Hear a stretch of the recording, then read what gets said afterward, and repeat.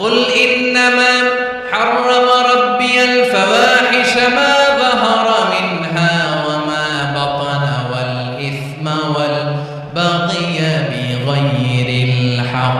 অন্যায় ভাবে যে অবাধ্য হয়, যে সীমা লঙ্ঘন করে, তাদেরকেও আমি এটা হারাম করে দিলাম। সীমা লঙ্ঘন করা হারাম, সীমা লঙ্ঘন করা হারাম।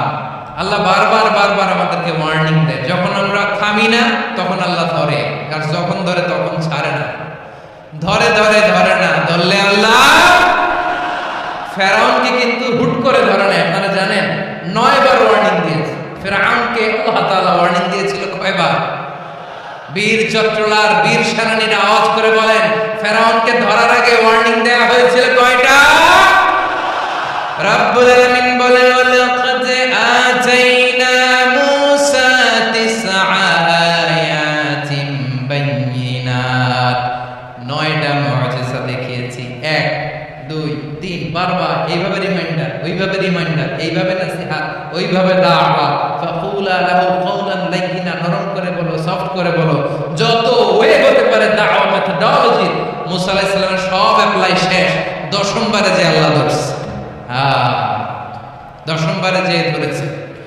এজন্য আল্লাহ বলেন, আমি সীমা লঙ্ঘনকে পছন্দ করি না।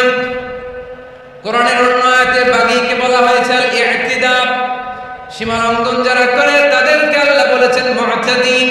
ওয়াকাতিলু ফি সাবিলিল্লাহিল্লাযীনা ইউকাতিলুনাকুম ওয়া লা তা'তাদু ইন্নাল্লাহা লা ইউহিব্বুল মু'তাদিন। আমি সীমা লঙ্ঘনকারীদেরকে কোশ্চিনকালেও পছন্দ করি না। আমরা যেন সীমা লঙ্ঘন না করি। রাজি আছেন তো? যে কোনো ক্ষেত্রে ইবাদতে যেন সীমা লঙ্ঘন না করি। অনেকে আমরা ইবাদতে সীমা লঙ্ঘন করে ফেলি। বিশ্বনবী সাল্লাল্লাহু আলাইহি ওয়াসাল্লাম যেটা শিখিয়েছেন, এর বাইরে যে অতিরিক্ত বুজুর্গ হতে চায়, এরকম আছে না নাই? করা যাবে না, কোনো ক্ষেত্রে সীমা লঙ্ঘন করা যাবে, এমনকি যুদ্ধ ক্ষেত্রেও না। বিশ্বনবী সাল্লাল্লাহু আলাইহি ওয়াসাল্লাম বলেন, খবরদার যুদ্ধ ক্ষেত্রেও সীমা লঙ্ঘন করো না।